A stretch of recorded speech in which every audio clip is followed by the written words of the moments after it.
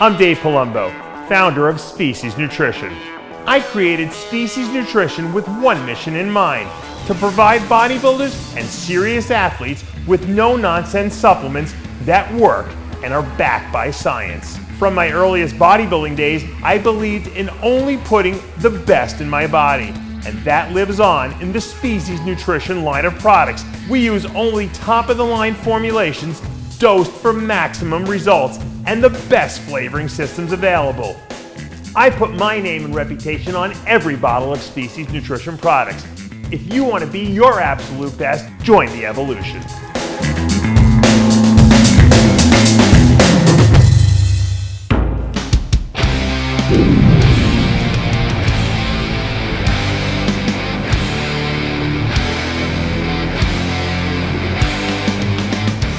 Welcome back to Live With, brought to you by Species Nutrition. I'm Dave Palumbo, and today's guest is our Cal Pro Men's Open bodybuilding champion.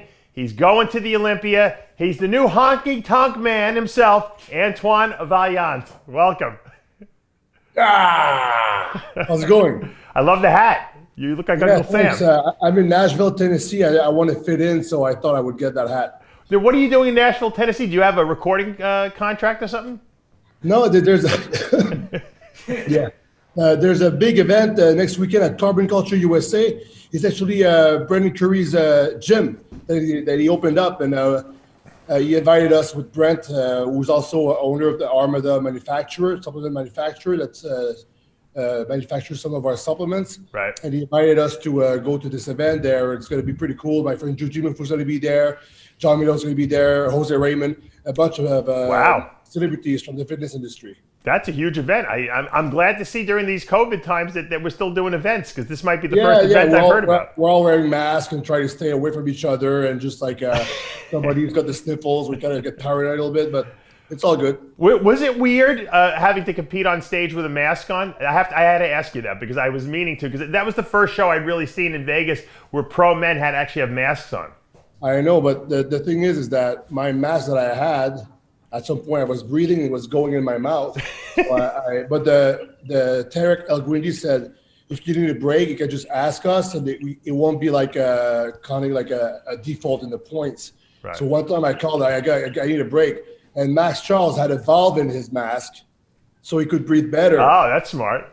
Yeah, he was like, oh, let's go. So no, I need a break. So then he sent us backstage, and we came back to finish the call-outs. It's bad enough that you're dehydrated to death. It's 100 degrees under those lights, and now they got to put a mask on you so you can't freaking breathe. I mean, what other handicap do you need while you're on stage posing there, right? Yeah, it was a little bit harder than usual, for sure. But you know what? The show did go off, and you did win. Now, let's talk. What I really want to talk about, because I'm always interested in seeing, how the progression of things with people. And we'll talk about what you've overcome this past year in a minute, but you were at the New York Pro, which took place in Tampa. You were 7th place there. When I saw you on stage, I knew right away that you were over depleted to death. I knew that was a fraction of what your potential was, because I had been watching you and I know what your physique looks like. What happened in New York? What went wrong? And then how did you guys correct it for the Cal? Well, the thing with New York, what happened is that I didn't have the right Instagram filter going on. And I couldn't crop the picture properly. I didn't have Facetune to I had some details to my physique. And so I was like, shit, I think for Cali Pro, I can't use Instagram, so I have to do something else. Your Instagram tools were not available to you. Exactly. What happened is that my condition was very good. There was no mistakes really made. The thing what happened is that we flew in, and my metabolism is crazy high right now. And I told Dorn, let's get me into it. I want to be really dry and stuff. And we tried to carb up, and we did carb up a little bit, but I was flat at the prejudging. But you know what hurt me the most, I think, is some of the poses. I kind of shut myself in the foot because I was crunching down too much on the front relax. Right. On the front double, they don't like the twist. They want me to expand. Right. And also the abs and thighs, I was crunching down too much. So what happened is that because I was fat combined with poses that make me smaller compared to the whole lineup was like freaking swole. Right. Like Justin Rodriguez backstage, I was like, what the fuck is that animal? He was hard. He was hard for that so show. Big, yeah. So what happened is that I think my posing hurt me way more than my condition itself. Right. I that's the only thing that I think it could happen. I was on the first call out, they put me on the left. I mean on the right, I guess. Yeah. On my right, but on the left. So at the end of the call out, and because my poses were not that great, they just left me there. They didn't want to compare. But if they would have compared me with the other guys, my condition was very good. I think I would have maybe placed higher only if I posed better. Right. And my posing was fine. Even when I got 7th, I wasn't mad. I was like, all right, cool. Fuck, I'm happy I competed. Now I know I got to be way bigger. What can I do for Cali to fix that? And from 2 days out, New York Pro, all the way to the Cali Pro show, I ate over 10,000 grams of carbs. Wow. That's crazy. And I fixed my posing, and I had Flex Wheeler to help me out with that. And yeah, and also we had like a backstage for the finals. If you look at the finals picture for New York, I'm a little bit fuller and I'm popping more. My time was a little bit better too. It's because backstage we had this because we have a product called Carb HD, right? And we use Carb HD with a cup of water, and we put like probably a gram of salt in there with the shaker, right? And I drank that while pumping up, and my body started coming alive more. So I was actually a bit fuller at the night show, but it wasn't enough, and the judging was done. The confirmation round, I mean, they brought me back a little bit, but not really. They brought me back with my friend Quentin, so that was cool. But yeah, so the placing, I feel like I deserved it. I don't feel like being higher for me, one placing or two, I would have not cared as much. Sure, you wanted to win. I was like, what can I do? Okay, what's next? Let's go. What can I do to be better next time? Right. And I just went full on with I just did my best for the whole week. I just did what's the best I can do. Like the whole prep is the same thing. And Dorian was with me the whole time, looking at me every few hours, weighing me, making me pose, and then we would adjust. And I would eat every meal pretty much like a pound of rice with a heaping scoop of honey, like 30 grams of sugar. Wow. He was trying to make me spill over before putting the water. And I was stabilizing, losing weight. We had In-N-Out burgers Wednesday. Wow. Yep. And then I was eating like all the 600 grams of potatoes. It's crazy. I ate so much food, but my digestion was so good. My stomach stayed flat.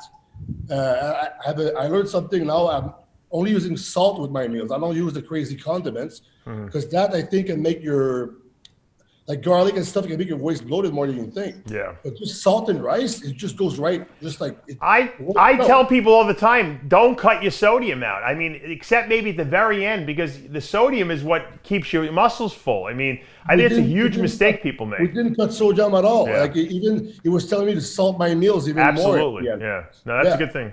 Sometimes people go too crazy. You know, at the end they cut salt, they cut water too quickly, and then they can't fill up. If you get yourself freaking shredded and peeled, it's like what? How much water can you retain anyway? It's like the people try to do some knickknacks at the end and try to make something. No, what you need to do is the 4 months before. This is when you need to put the fucking effort, not like try to find some magic trick at the end. Right. No, I told what's his name, Ian Vaillant, the same thing. I said, you're in shape already. Stop doing all these crazy things at the end. Just eat and compete. The thing is we have to listen to our coach, right? So Ian is listening to Patrick, tour. So and the thing is that they did a few shows together. I guess they were still learning his body. Yeah. So if he comes like a little bit off one show, I was 7th at the New York, and then I won the next week. He was 7th, second place, and then he won the next show. Yeah. So it's like the bodybuilding is cool like that, because if you're in shape, if you're really like in shape, you're peeled, you can make great improvements in a short amount of time by manipulating the food. But if you're kind of off and you have body fat to lose and stuff, and you're not like dry, there's nothing really that's going to help you out in the last week. I always tell people that's why it's a good idea to do more than one show, because the first show is where you make your little mistakes and tend to over diet, you overdo things because you're so excited about getting up on stage. And with you, there was a comeback involved because you had torn your bicep last year. You really never got a chance to like prove how good you looked. See the scar there? I got to tell you, I can't even tell on stage. They did a great job repairing that bicep. Wow. Yeah. It's a little bit smaller than the other one, but the thing is that only you could tell. Only you could tell. Yeah, well, a little bit, right? Oh, a tiny drop. You know what? You should send your surgeon a gift certificate or something like that because he did a great job. The thing is that this one was smaller before my tear. I got you. So, but now if you look at everybody's arms, there's always a bicep smaller because now I really look all the time. I'm kind of like looking. If you look at each side of your face, one side is bigger than the other. There's no perfect symmetry. I have perfect symmetry actually myself. Very good symmetry. That's why I do this. I think you got more beard on the left side than on the right side. Actually, I think you better trim that up a little bit. Ah, shit. Now, but actually, if you look at the Lee Priest's arms, he tore his bicep when he was 20. Yeah. Dexter Jackson, Cedric McMillan, they all tore their bicep. Nobody knows really. I didn't know. I know because we kind of talk because of that. I just know more about bicep tears now, but. There's a lot of pros who tore their bicep, and even if those who didn't, if you look at their arms, they're different. Yeah, we've talked before about what you went through to make this original comeback. Obviously, you were down in your luck. You were basically living on the street. You had no money. You dragged yourself out of a miserable situation. You made the successful comeback. Last year was supposed to be your year to shine. To really start winning shows and establishing yourself. Your physique had come back. How demoralizing and how depressing was it when you tore that bicep? I know I interviewed you and you said you were in a good state, but now looking back, was it tough to get through that time? After you tore that bicep and had to not compete? Well, the first 5 hours, I was very scared, and I as soon as it happened, I went on all fours on the gym floor and I cried because. I was like, I didn't know what was going to happen. The fear was because of the unknown, right? Right. My career ended. I have to put all the shows, what's going on. And I knew it was bad. I felt it. Yeah. I felt the fucking thing rip and just rip. And I couldn't, it was so painful. But the most painful thing was just the hurt that it made. The fuck, as all this work that I did, I want to come back to the stage. Sure. I want to show people all the hard work I did, and I love competing and I don't want to stop. But that lasted just a little bit. Then I said, okay, what's the best thing I can do? So how can I make sure that I can come back the best that I can be? Even if it's going to be a shit, what's the best I can do? Because that's all you can do. The rest, it's not up to you. So I did that. The day after, I was doing legs, and then I with the cast, still a torn bicep. I was doing back, I was doing chest. I did one arm stuff for weeks. Right. And, that was smart. That was smart because they say if you train one side, it stimulates the other side indirectly. Yeah. Yeah, it's like a tree. A tree will never grow just one side. It grows on two sides, right? Yep. So there's a transfer of gain. It's like 20%. Like if you never train in your life and you only train the left, the right will be 20% bigger. Crazy, so right? There's a theory. I'm not sure if I'm explaining it properly, but I've heard that many times, even from my doctor, Dr. Khan, who helped me out with the tear. So I just did the best that I could do. Really, I just didn't stop moving. The only thing that I could have done better is that I think all the sweating gave me a really bad infection. There was a big lump on the skull. Oh, really? I didn't know you had an infection. Wow. Yeah. Well, if you find some pictures on my Instagram or something, you can see a big lump, or maybe I could send them to you later. Big, it's crazy. What did they do? They had to give you antibiotics? Yeah, I went to the emergency room. The doctor gave me some antibiotics, and I was on there, and it went down eventually. But it was very weird. It's like I was doing this, and my forearm was touching my bicep. Oh, wow. Yeah, that's scary, especially after you just got surgery. It was like I had a Synthol or something in there. It was weird. So you got through that. You started gearing up. Now, you originally, I know, you were endorsed or sponsored by Redcon, and then you kind of switched. What happened with that whole contract? Well, Dorian Hamilton, my coach and pretty much one of my best friends, I hang out with him every day pretty much at the gym. He's also the owner of Pure Muscle and Fitness and the head coach of Team HD Training. Mm-hmm. He started his own supplement company, and I knew eventually I would go with them because before signing with Redcon, the idea was to be part of the brand, but I had to pay the bills, and Aaron Sigerman gave me a good offer, and you know how helpful he could be. So I went with them, and I had a good times. It was pretty cool. He was very supportive, and because we had a similar past, and he kind of related to that with me, right. And he helped me out. And then at some point, it was just like I just feel like I just asked him to come get out of it, and he was fine. That was nice. All right, so you start working. I know you've been working with Dorian Hamilton, so now you're endorsing his line as well. You guys sit down and you have to put together a game plan at some point. What made you decide to pick New York Pro as the first show, or was it just because of this whole COVID thing that was the only option you had? No, my first shows were the first lockdown. I had like which one was it? It was Indy. There was So you were going to compete earlier in the year. That was the plan? Yeah. There was Indy. There was what other shows there were in the spring? There was a lot of shows that got canceled. Arnold Brazil. I was supposed to do Arnold Brazil. Okay. There was another one I was supposed to do. How long were you dieting, Antoine? You must have been dieting for 8 months. December 18th. Wow. Oh, my God. Yeah, December 18th. How'd you stay so mentally focused the whole time? Because I love bodybuilding. You got a lot of good Instagram followers from that, though, probably. Oh, yeah, for sure. Like, I think I'm a really good Instagram bodybuilder.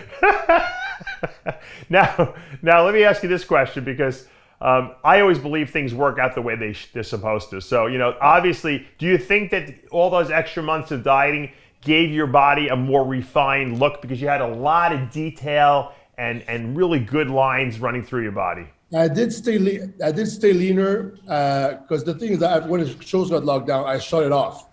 Like I came off and I just I lost a little bit of size and stuff, but I stayed lean. And so when it was time to when the shows came back on, I was like, all right, I guess let's do Boston and let's do what's the other one that was there? Boston and Chicago. So I was like, let's do those shows. And then I started doing those shows. And I was already lean, so it was just about getting back some muscle, getting some density back, and that came back pretty quick. And actually, what's funny? I decided to do New York and Cali 3 weeks out of the shows. Really? Now what made you pick that show? I didn't plan to do the shows, but it's my girlfriend Sam. She said, "Well, you're looking pretty good. Why don't you do the Cali Pro and the New York?" Right. And I was like, "Huh." Because Boston just got canceled. I was afraid they would cancel Chicago. Right. So I was like, shit, I'm going to ask Dorian if I can do that. And Dorian said, I think if there's somebody who can pull it off, it's you. So they made me a new plan. And I just said, all right, let's get in shape right now. And then I did it 10 days. I was ready. 10 days. Yeah, he pulled it off. Because the thing is that I would do, it's crazy because for like 10 days in a row almost, I probably did 8 power yoga session. I was doing 40 minutes of cardio in the morning. But why were you doing the yoga for? What was that for? Because it gets you power yoga should be part of the basics of bodybuilding. It should be cardio, nutrition, weight training, and yoga. Explain to me why. It completes your training. We're all always pushing, contracting, on a trail, linear, and then we become all bound up. And yoga just crushes you. Just you're doing so many different things, like the twisting movements, the holding, the breathing. It's good for the mental. It's good for the spirit. Yeah. And it grounds you. And the thing that's really cool is that it humbles you, because I was only doing stuff that I was good at. Yeah. And I go into the heart room. I'm getting my ass kicked every time. It's the hardest thing I do. It's harder than leg days, for real. And it increases your flexibility. It gets your waist smaller. It gets you freaking shredded. You can burn up to 900 calories in one session. Right. And, you didn't feel like you were getting overtrained doing all that yoga? Yes. Well, look, listen. I did it 6 days in a row, and I thought it would get easier but I was just going on pure motivation and discipline at that point. Because I was doing cardio in the morning also, 40 minutes. It's too much. Yeah, it was too much. Yeah, and 40 minutes doesn't sound a lot, but I put my heart rate over 130 for 40 minutes. Oh, so you do high intensity cardio? That's no, real. I don't. I just do straight to the fucking pedal to metal. Right. Like on the Life Fitness bike, I would put level sometimes 15 to 20. How do you not lose your legs doing? You're a genetic freak. That's why. Anyone else who would do that would their body would fall apart. My legs were getting super pumped. That's called genetics. You can get away with it. Yeah. I guess, but my upper body was going away a little bit though. And but I would do my weight training session after that, and then I would do yoga. Wow, no wonder why you needed to eat 1,000 calories a day, 1,000 grams of carbs a day, rather. Yeah, well, Doran, that's what he kind of like tells me to pull back. That's what he's like doing the opposite. Like, instead of telling me like, hey, you should do more cardio. So they relax, right? Like chill out and don't do cardio. And then after those 10 days, we pulled back. Yeah, he fed me a little bit more high days, and actually dialed in pretty good, but. My metabolism was so high, like I said, for New York, I could carb up in time. So it seems to me as though you're an extremist. You like to do things. Thank God you got Dorian there who kind of like balances you out a little bit. That's what it seems like. I would be like, people say, oh, you should do classic. I could probably do classic if I train myself. I would lose the 40 pounds of muscle I gained. I love that pose. There's a pose of you and Logan Franklin, I think in like a posing room or something like that. This one here. I love that. I love that picture. I put it up when I was doing my interviews and Heavy Muscle Radio. I think it's an awesome picture between you guys. It's like I love art. Classic posing. It's art. It's pure posing. art. Yeah. You should do some. Find some guy who's like an artistic photographer and get some good shots because you. Oh well, with HD Muscle, Dorian's sister Mariah, she just went for the first time. She's already doing photography, and for the first time, she went on a trip with us to do content. If you look at our YouTube channel, HD Muscle, youtube.com/HD Muscle, she's filming it, and Alora back home, Big 3 Media, is editing it, and she's also taking great pictures. So there's a lot of cool pictures. I have like a lot of stuff to post when I'm like. Yeah, I mean, you could be in a magazine. You got that artistic look to your physique. You got great. You know the angles to hit, and I just like I'm pretty good with like the angles and looking good on Instagram. I'd love to see like a photo shoot between you and Kai Green too, just the diversity between your physiques. That would be great. He's he's his own style, and I like that. Yeah. But I don't know if you saw my posting routine in New York. I like to do stuff now that's pretty unique also, but not like him. Yeah, it's like I try to find poses that people have never seen before. Right. And Miloš Sarcev said that he saw some poses that he never seen before. So that's awesome. Yeah. Yeah, and I'm having fun with like all the classic and artsy like poses and stuff, and just make it exciting.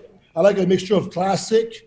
I like a mixture of like powerful poses, like a mix of Dorian Yates and something artistic, like mixed together and stuff. You know, that's a unique talent you have, and I think that sets you aside and kind of separates you from the pack, so to speak. It always elevated guys like Melvin Anthony up to a higher level because they were able to display their physique so well. Flex Wheeler too. And that definitely helps placings and helps you beat guys a lot of times that when it's close, you know? Yeah, for sure. Yeah, I get the art side in me from my mom. My mom she has a bachelor in arts, and she's now, and she does lots of arts and crafts. And I've always loved art. I kind of draw myself a little bit and stuff, but during this prep, I was so obsessed with my next meal in the training. That's all I did. My mind was, when you're prepping, well, you're just obsessed. You're like, all right, and just think about the posing and stuff. Right. And I would pose in the morning too, actually, like up to an hour in the last 2 weeks. Wow. And I would lose 3 pounds posing. Most guys don't want to pose at all because they're so exhausted, that last couple of weeks. And you were doing more posing. That's why you do in the morning. Like posing at night, fuck that. Yeah, exactly. At night, it's like I'm barely alive. I would be on the couch in the dark, just like no energy to even watch a show. Right. So what's the strategy now? You win the Cal Pro, you beat Max Charles. I'm sure Milos wasn't happy about that, but that's the way it goes. Now you're going into the Olympia, your first Olympia, at the end of December over there. What's the strategy now? Are you going to change anything, or are you going to go as is? No, we're going to come in bigger. Okay. Yeah, we're going to back up the legs. We're going to rebound right now a little bit. Clean the system for maybe 4 to 6 weeks. Yeah. Take a straggler, tutka, all that stuff, and just like clear it out, but use the food and the training to gain muscle. Okay. So we're going to clean out the system and rebound clean at the same time. Yeah. And then when it's time to be like 8 to 10 weeks out, we're gonna fucking rev it up, and then we're gonna get fucking shredded and dance. And we're gonna this time is not gonna, because I'm already lean. He's not gonna push me as hard. Right. Well, he's gonna tell me to back down and not push too hard, because he's gonna feed me, and I'm gonna try to come bigger. Right. And I'm actually gonna try to come with bigger muscles, like fibers. And I think I could gain muscle. And because I look at myself with Milos training, and or even the last post on Instagram where I'm posing, and I'm like shit. Put that up there, Tyler. It's like I'm way like fuller right now. It's like, and I'm not that watery. It's like, so I could have been fuller. Right. So I'm just gonna, just do my best. Listen to Doran's coaching advices and guidance, because he's like really good, and I'm just gonna come in bigger. And what did you weigh? What did you weigh at the Cal? I was 261 the morning of. Oh wow! Then I ate 2 meals, and I drank some carb HG and salt in the backstage, and so I guess I was maybe 263 on stage. That's a lot of weight. That's a good weight. I mean, there's not many guys competing over 260 pounds on stage that lean. Yeah, but I'm 6 foot, and because my joints are big. Yeah. My cranium is big. Everything is big. My knees are big. And my frame is like a bigger frame. I'm pretty sure I can be 50 pounds of dry muscle heavier, mostly on the upper body, keep my waist the same, and be as detailed. And with that package, Jay Cutler told me that I should be more confident with myself, because I'm seeing like Phil Heath, Dexter, all the guys, they're like, up there, right? But now it's like, no, I'm gonna be in my head like I'm comparing myself with the best in the world, right? And he told me that each of them, I should try to seeing something I can beat them at. That's a good strategy, good mental strategy. So I need to believe in myself. Like I'm gonna be at the Olympia. Yeah, of course, that's the best in the world.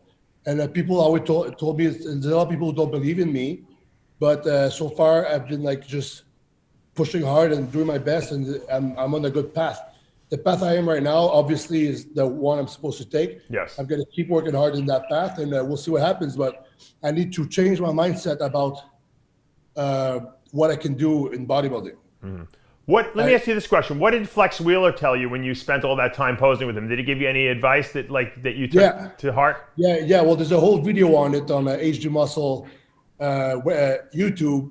The whole session, you can learn a lot from the Flex Wheeler, what I learned. Mm-hmm. And it's a lot about just little tweaks on the side relax, front relax, and a few poses that he told me. And he also told me like still poses. And like, what? Still the poses. So what do you mean? So he said that you need to like do stuff to catch these people's attention, because if they're looking at the stage for, let's say, 20 seconds, and you steal a second from the other guys, you're stealing their poses. Right. And he also said, be the first to hit the pose and the last to release. And he said to like call out the guys a little bit, on stage. Right. And I just applied all that stuff. It does a lot more. Like he taught me a lot. It's a psychological warfare up there as well as a physical, Yes, and he also, and I think what also helped me out with Cali is that on stage I had energy. Well, I pretended I had. I was like, all right, this is it. This is like, let's do our best here too. Let's not be lazy. Let's not be slouch down. Right. And let's it's a bodybuilding show. Let's put on a show. Right. Right. So I did that, and Flex gave me lots of advice. I posed with him for 2 hours and a half. Wow. Yeah. 3 days out. I was like, he was telling me sometimes, I know you're tired, but I don't care. Hold the pose. I'm gonna explain something. I was like, but it made me learn that shit. I need to practice posing way more. And you already practiced a lot, I know, so that's the funny thing. I need to hold the poses 20 seconds, and I need to act like I'm on stage in my head when I pose, and I need to pose more posing. Just I should be. I think we need to. Let's say if you have no energy, you should eat more, a little bit more, so you can pose more. Almost. I think if more guys spend time posing, and I'm guilty of this because I should have spent more time posing, less doing cardio, because I didn't even need the cardio, and the funny thing was that you do it because you want to get that extra graininess, but you know what? The posing practice will do the same thing if you do continuous sessions. I have my Apple Watch. I can jack my heart rate up to 140 just posing. I believe how does that work? I believe it. Like, well, it's like if you're contracting the maximum you can, it's like maximal effort. I think I got a business idea for you. I like to give people business ideas. I don't have any time to do all these ideas. You should create, you know how like they had the Taibo boxing and they had all these different crazy, you should do an hour posing like session, like a routine where you actually, people can get a workout out of it, but that it's a relevant cardio session. You lead the whole thing and talk it almost like you're the aerobics instructor, so to speak, and create an hour-long video. I guarantee you'll sell 1 million of them. Yeah, I got to be able to post for 1 hour first, though. You can do it. No, you can do it. You get the psychogenic energy. You can do anything you put your mind to. Yeah, well, I'm gonna for the Olympia. I don't care. I'm just gonna practice and practice and practice, and I'm gonna I want to be the guy on stage who's the most comfortable posing. There you go. Well, you know what? I want to give you a big congratulations. You proved everyone and all the naysayers wrong. You came back after New York and you won Cal Pro. You go into the Olympia. Your comeback I say your comeback is a huge success. I mean, you pulled yourself out of the gutter. Now you're on top of the world. Congratulations and best of luck at the Olympia. Yeah, thank you. I want to say something about the haters and the naysayers. Yeah.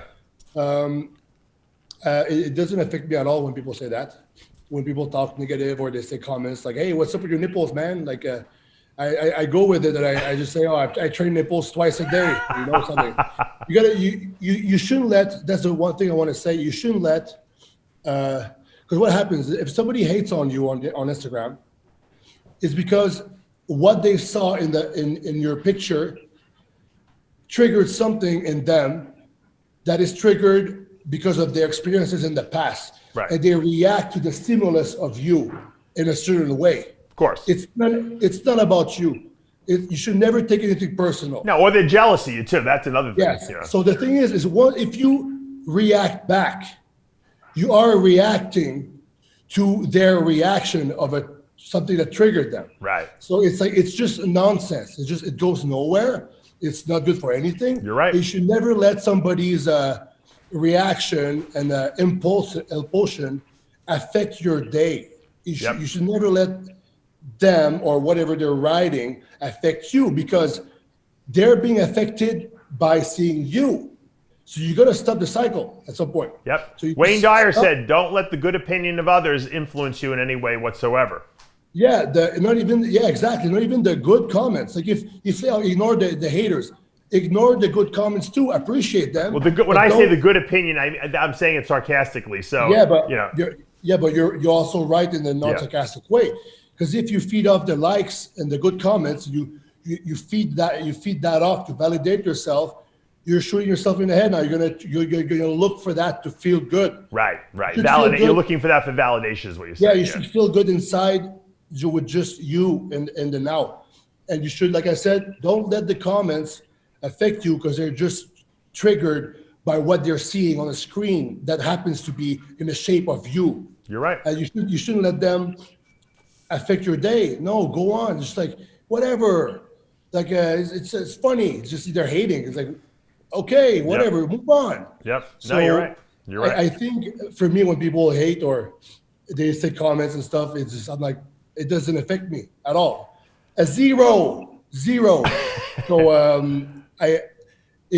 I wish because I see other pros and stuff that I met some people, they're friends, and they're affected by that. They feel they're going to reply and prove something. No, chill out. Move on with your day. Why would you give them attention? Call your mom instead. Yeah. She deserves more attention. Do something better. You're right. You're 100% right. It's a very healthy attitude. So, I just wanted to talk about that because I've seen some pros and stuff, and they're kind of like affected by what people say. But you know what? If you have positive energy and you're nice, and you just do what's good in your heart, and you just you shouldn't even worry about what people say. My whole take on it is, because people love and hate me just as much, and I always say the fact that they're even talking about me in such a passionate way, whether it be negative or positive, means that I'm doing something right because I'm inciting this this reaction in them. Exactly. And so obviously, you know, I'm doing my job, you know. And also, our sport is bodybuilding. If it was sports like car racing, people will talk, oh, this guy's car is shit, whatever. People like to talk. People like to give their opinion and talk shit about the sport they love. Right. And then it happens to be us. Like we are the things that in the sport, like the way we look. Yeah. So people are gonna bash us. They're gonna comment that tells their opinion. That's fine because if they didn't, there would be no fucking sport to be watched. Right. It's like telling Miss America that she's ugly. You know what I mean? Well, she just won Miss America. How ugly could she possibly be? Yeah. And even if the guy thinks she's ugly, some people just like they want to voice their opinion because they just love like that sport or whatever. It's like this is what they do. People are going to talk shit about. People are get heated and emotional about NFL teams. They get in fights over them. They get so like involved and. You know, like that's normal. So people are gonna talk shit. That's normal. Yep. Let them talk shit. It's good. You know, people talk and stuff. It's good. This is what sports are. People like they have favorite teams, favorite bodybuilders and stuff. Like it's okay. Like just don't worry about it. Just do what you gotta do and just live and let live.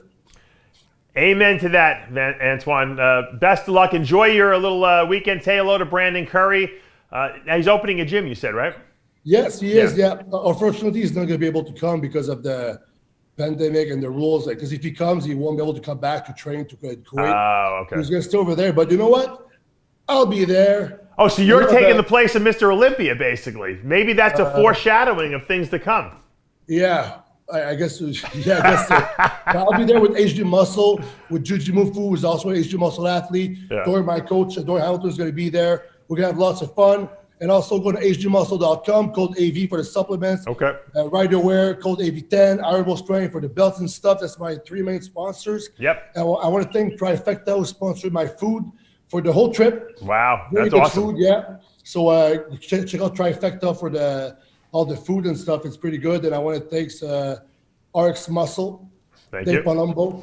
And yeah, so it's a great day to be an Instagram bodybuilder here. Yeah, I know. I love interviewing you because you got such a good mental, outlook. You have fun with what you do. So I wouldn't be doing my job if I didn't ask you to take us out of this interview with some kind of creative something you're going to do for us, whether it be posing or an impression or whatever you want to do.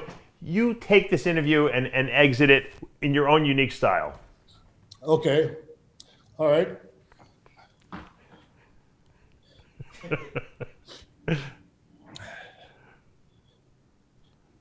Thanks for watching RXMuscle. This is Dave Palumbo, and hey, where's Chris Aceto? He's not here. I thought you were going to be here. Aceto is the real technician. So, who's been winning lately of his clients? I don't know, but. It's all good in the hood. See you next time. That was great.